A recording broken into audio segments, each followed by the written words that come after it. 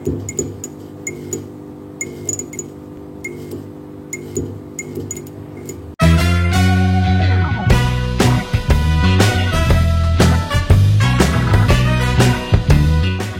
bumi yang baru yang ada di sini, di mana surga dan bumi itu bertemu gitu.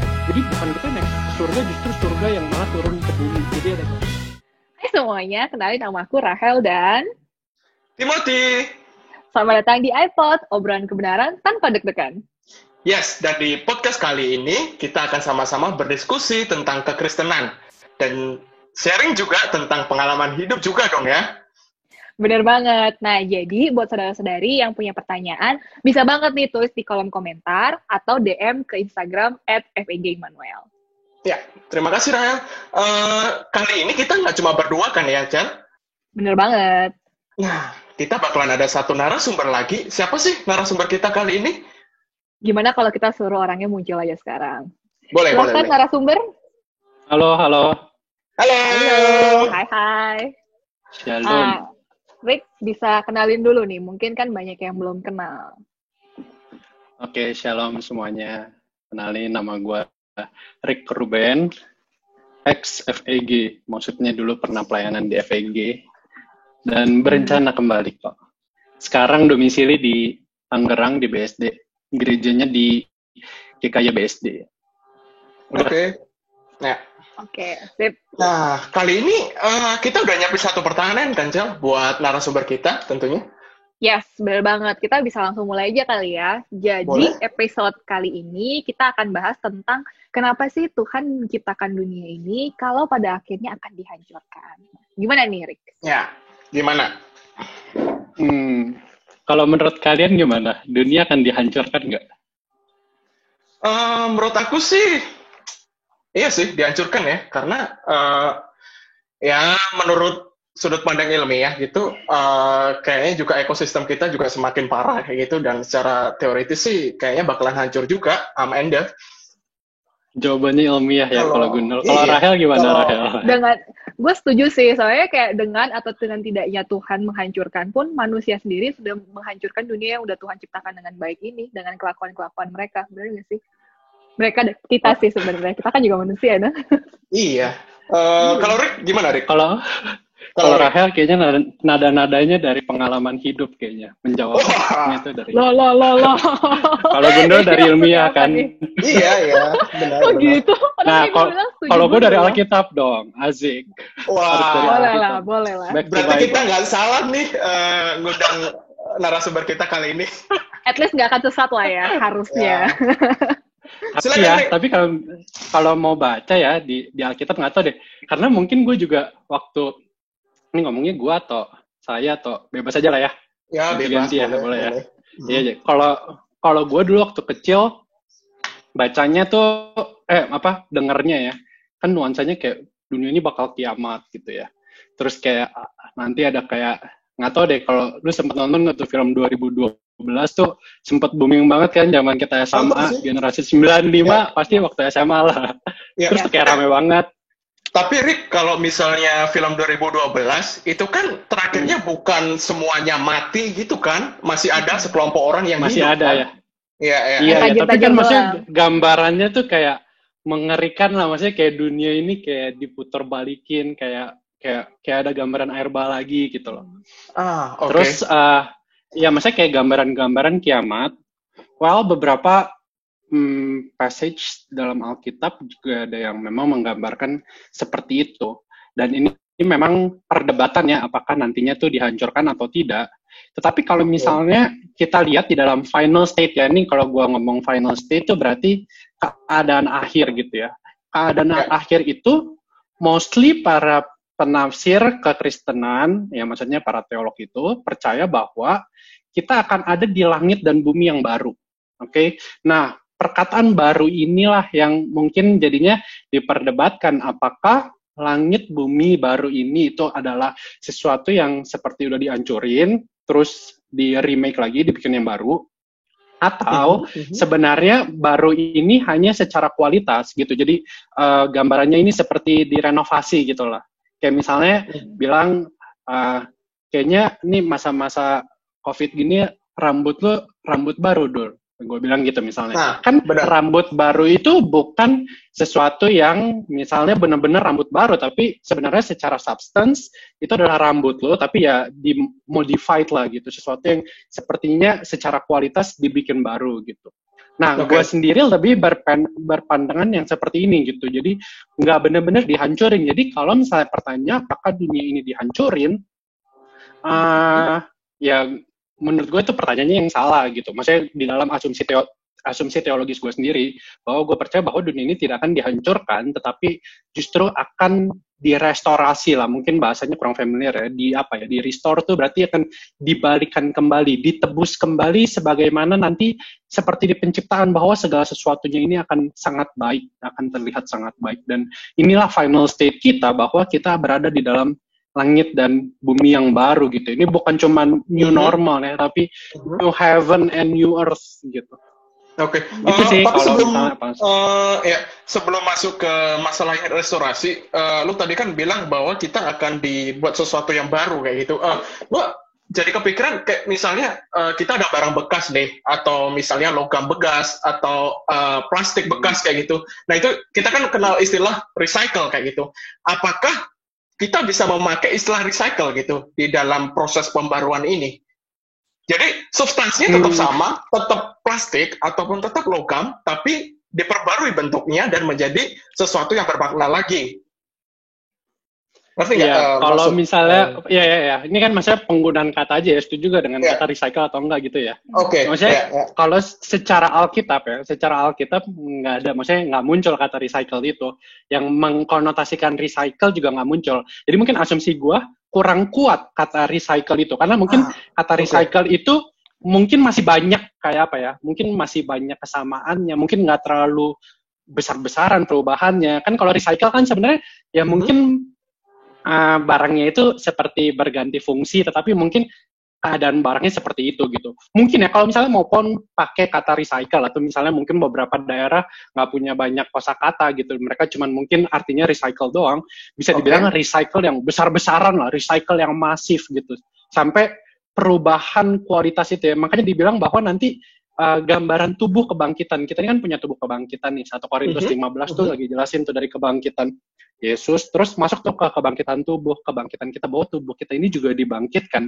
Nah, tubuh kebangkitan itu seperti apa? Itu nggak ada yang tahu, maksudnya gimana, seperti apa tubuh kebangkitan itu. Tetapi yang pasti ya tubuh yang perfected gitu, yang sudah disempurnakan, tubuh yang nggak bisa mati lagi.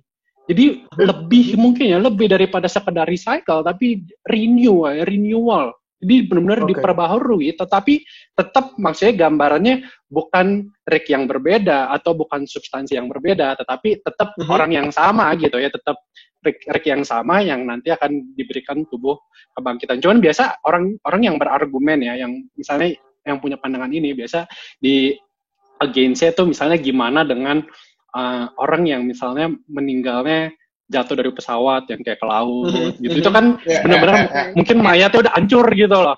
Udah hancur, terus kayak udah berpuing-puing. Tapi ya menurut gue ya, kita sebagai orang beriman, ya percaya aja bahwa ya Tuhan yang Maha Kuasa, kita dari debu aja bisa jadi Adam, bisa jadi manusia.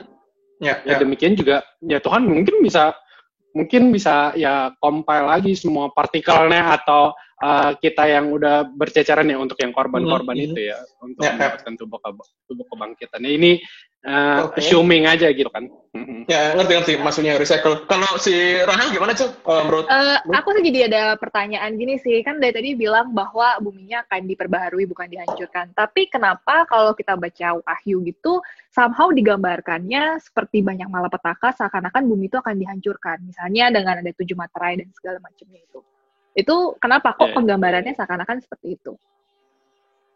Kayaknya Rahel ini seneng baca Wahyu ya, udah nggak sabar mau Tuhan Yesus datang kembali ya. Kasih, jadi kalau memang baca Wahyu ini ya, banyak argumennya gitu.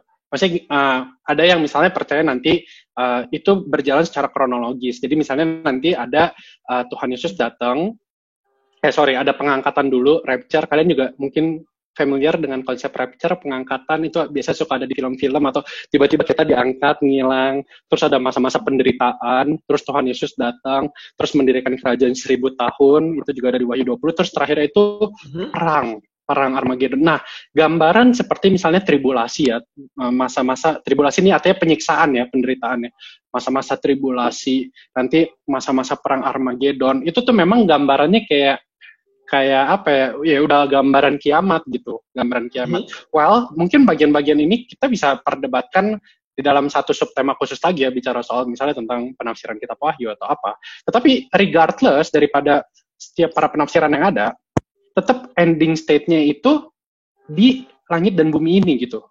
Bukan langit bumi ini, langit dan bumi yang baru yang ada di sini, di mana surga dan bumi itu bertemu gitu. Jadi bukan kita naik ke surga, justru surga yang malah turun ke bumi. Jadi ada gambaran langit dan bumi yang baru. Kalau kita misalnya baca di Wahyu 21, Wahyu 22, itu ada gambaran langit bumi baru, terus Yerusalem baru.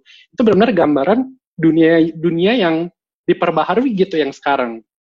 Nah, mungkin ya pertanyaan-pertanyaan kayak Rahel gini sebenarnya wajar ya muncul di asumsi kita, karena gini loh.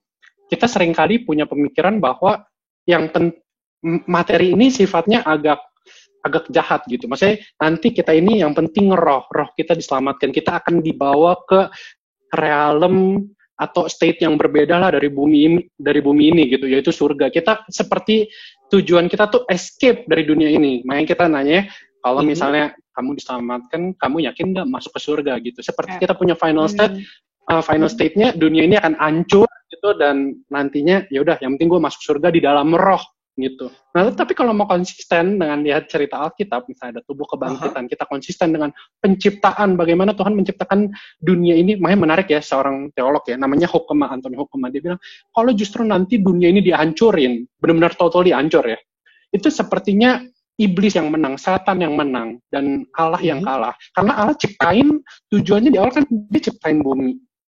Tapi at the end malah dihancurin gitu loh. Padahal dia udah ciptakan segala sesuatu sungguh amat baik. Terus kayak, ya ini mungkin ya penafsiran juga. Terus buatnya for what gitu, kalau udah Tuhan ciptain, terus at the end, terus dihancurin. Kenapa Tuhan nggak langsung ciptain kita aja? Kalau misalnya dia pengen surga di dalam roh ya udah ciptain roh aja langsung. Roh aja langsung bisa bersama-sama. Ya ini dari asumsinya dia ya. Tapi menurut gue make sense juga. Tapi kenapa Tuhan ciptain hal-hal yang materi, hal-hal yang sifatnya kelihatan seperti ini, yang sifatnya ya tubuh dan daging kita ini. Dan Tuhan menciptakan dan dikasih komen tuh sampai 7 kali ya. Kata tough good itu ya, sampai 7 kali dia bilang sungguh amat baik.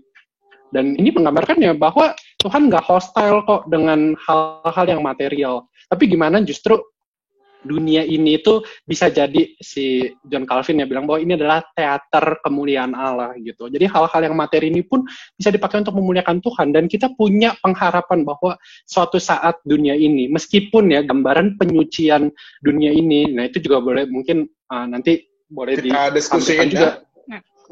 Iya, di 2 Petrus 3, maksudnya nanti kalau misalnya teman-teman yang mungkin ini mau baca lebih dalam, di 2 Petrus 3 itu juga gambarannya seperti Tuhan sucikan lagi gitu. Maksudnya mungkin bumi ini gambarannya mengerikan ya, tapi itu seperti gambaran apa ya, kalau di gambaran mungkin ada api gitu ya, yang nantinya akan ini ke dunia kita, itu mungkin gambarannya seperti emas gitu loh. Emas yang dipanasin, terus keluarnya tuh makin murni gitu loh, atau besi. Ngerti kan? Nanti di New Heaven and New Earth yang lebih murni, di situ bahwa disitulah kayak benar-benar tranquility lah, kayak apa, kedamaian yang sejati. Kita tidak ada lagi ratap tangis, di mana kita hanya ada kedamaian.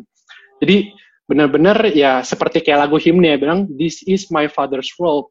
Jadi dunia ini adalah dunia bapak kita gitu. Ya. Bagus itu.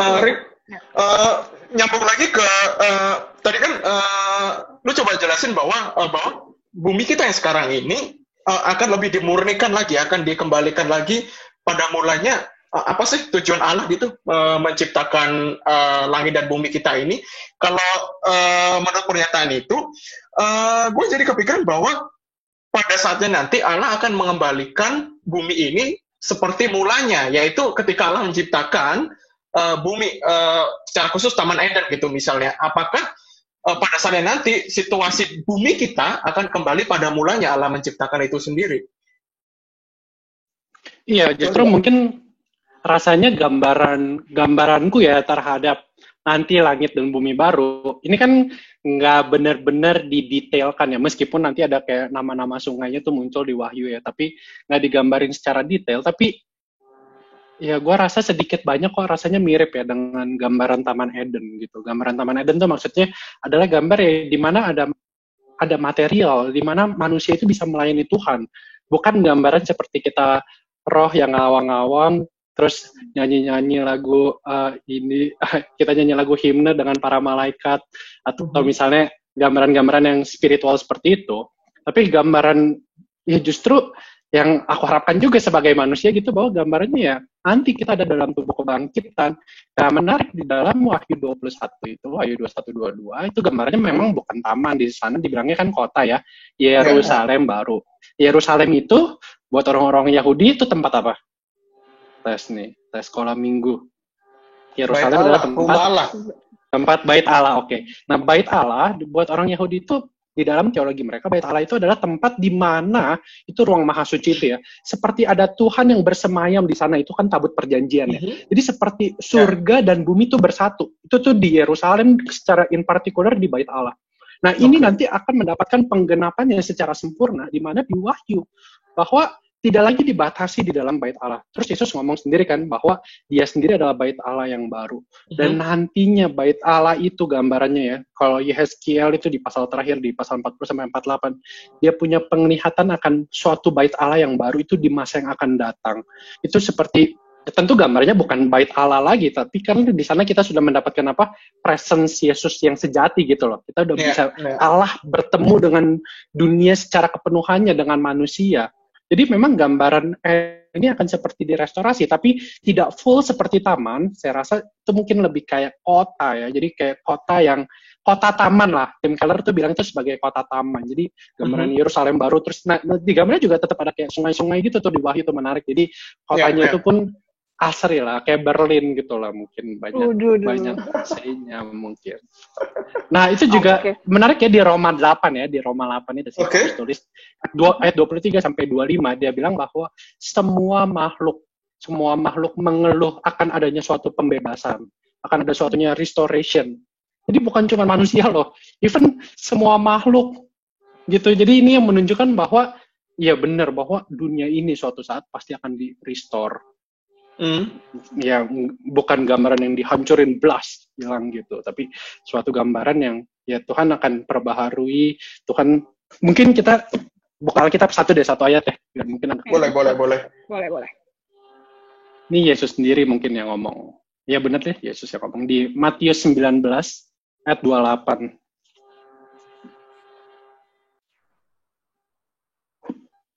Nggak tahu itu. Kalau bahasa Indonesianya apa? Ini gue lagi pegang Alkitab Inggris soalnya. Coba gue bacain ya. Kata Yesus kepada mereka, aku berkata kepadamu, sesungguhnya pada waktu penciptaan kembali, apabila anak manusia bersemayam. Jadi kan di situ gambarannya penciptaan kembali ya, ketika anak Allah bersemayam. Tapi kalau di Inggris itu adalah in the new world. Dia pakai kata world. Jadi penciptaan kembali itu seperti ya tadi, world-nya ini seperti di-renew. Nah, ini memang yang membawa perdebatan new world ini, apakah yang tadi, misalnya benar-benar totally new. Oh ya, ini juga salah satu argumen yang menarik. Jadi kata new itu ada dua dalam bahasa Yunani ya. Ada neos, makanya ntar bahasa Inggris ada kata new. Terus yang kedua itu ada kainos. Nah, yang dipakai di 2 Petrus 3 sama Wahyu 21 ayat 1, itu yang dipakai adalah kainos. Kainos ini bisa juga diartikan bahwa barunya ini new in quality gitu. Jadi baru secara disempurnakan secara kualitas. Nah, ini juga mungkin yang memperkuat orang-orang yang berpandangan bahwa dunia ini akan diperbaharui seperti itu. Disempurnakan lagi gitu ya, diperbaiki. Berarti apakah bisa dibilang udah nggak akan lagi ada kejatuhan? Berarti udah sempurna. Sebenarnya lu udah sempat mention sih bahwa nggak akan ada lagi ratap tangis. Apakah berarti nggak akan ada lagi dosa di situ? Atau? Ya, in my own faith, dalam iman saya membaca Alkitab, saya percaya itu sih. Bahwa ya Alkitab bilang tidak ada lagi ratap tangis, tidak ada lagi penderitaan. Dan somehow kan penderitaan, air mata, itu adalah salah satu akibat kejatuhan karena dosa ya. Ini yang saya imani bahwa ya itu udah perfected, bahwa itu tidak mungkin lagi manusia bisa jatuh dalam dosa lagi atau iblis itu bisa mencengkeram. Bahkan gambaran di kerajaan 1000 tahun itu ya, setelah kerajaan 1000 tahun itu seperti gambaran kemenangan yang total gitu loh. Bahwa ya antara kan iblis akan dilepaskan lagi setelah kerajaan 1000 tahun. Ya, ini ntar kita bisa bahas kitab Wahyu. Tapi itu setelah itu kayak ada gambaran perang di mana totally kemenangan tuh udah milik kita gitu. Dan menangnya udah secara mutlak total. Yaitu gambaran bahwa ya iblis nggak bisa kayak grasp kita lagi, orang-orang yang udah di dalam Tuhan. Meskipun nanti orang akan bertanya lebih lanjut, kayak misalnya bagaimana dengan malaikat yang jatuh, kan itu gambarannya kan di surga ya, kok malaikat bisa jatuh, apakah mungkin ada kejatuhan itu, mungkin wajar saja orang bertanya seperti itu, tetapi ya berdasarkan iman gue terhadap Alkitab sendiri, bahwa ya tidak ada lagi hal-hal yang seperti itu. Oke. Kalau gitu. Kayaknya gimana nih, Rachel? Kayaknya pertanyaan udah kejawab kan ya? Sebenarnya pertanyaan udah kejawab, cuman karena ini temanya ini sangat-sangat bisa dibahas sampai panjang banget, Laider, tapi kita harus tutup sih. Ini tapi seru banget. Gimana Dol? Kita tutup aja lah ya hari ini. Kita bisa lanjut sih. Kalau ada teman-teman yang masih mau penasaran nih tentang kelanjutan tema ini, bisa tulis di kolom komen. Bener nggak, Dol? Benar sekali, dan aku juga coba rangkum sekali lagi ya teman-teman untuk apa yang udah kita coba diskusiin. Untuk rangkumnya aku pengen ngajak kita sama-sama baca Wahyu 21 ayat 1. Aku mau bacain. Lalu aku melihat langit yang baru dan bumi yang baru, sebab langit yang pertama dan bumi yang pertama telah berlalu, dan laut pun tidak ada lagi. Jadi untuk menjawab pertanyaan tadi, mengapa pada akhirnya Allah menghancurkan bumi kalau Allah menciptakannya? Jadi dari hasil diskusi kita kali ini, kita memiliki pemikiran bahwa bumi tidak dihancurkan, lebih ke pemikiran bahwa bumi akan diperbarui lagi, dunia ini akan diperbarui lagi, hingga pada akhirnya apa yang menjadi tujuan Allah, harapan Allah pada mulanya menciptakan bumi itu menjadi lebih baik lagi kayak gitu, hingga pada akhirnya nama Allah lah yang dipermuliakan. So teman-teman, sekali lagi kita juga pengen ngajak saudara-saudari juga untuk aktif juga berdiskusi. Jadi kalian bisa komen di kolom komentar di sosial media, mungkin bisa di Instagram, bisa di Facebook atau platform lainnya. Kita akan senang banget kalau saudara-saudari bisa bergabung juga dalam diskusi kita kali ini. Ya teman-teman, saudara-saudari, episode kali ini tentang pembahasan kita berhenti di sini dulu. Tapi kita nggak cuma ngebahas ini doang kok. Masih ada episode-episode berikutnya yang membuat kita juga pengen sharing, pengen berdiskusi. So tetap stay tune terus di Instagram, di Facebooknya FEG Immanuel Berlin, ataupun platform media sosial lainnya. Oh ya, thank you banget Erik udah hadir di podcast kita, di episode kita yang pertama ini. Yup, sama-sama. So, sampai jumpa lagi di iPod Obrolan Kebenaran tanpa deg-degan. Bye teman-teman, terima kasih. Bye.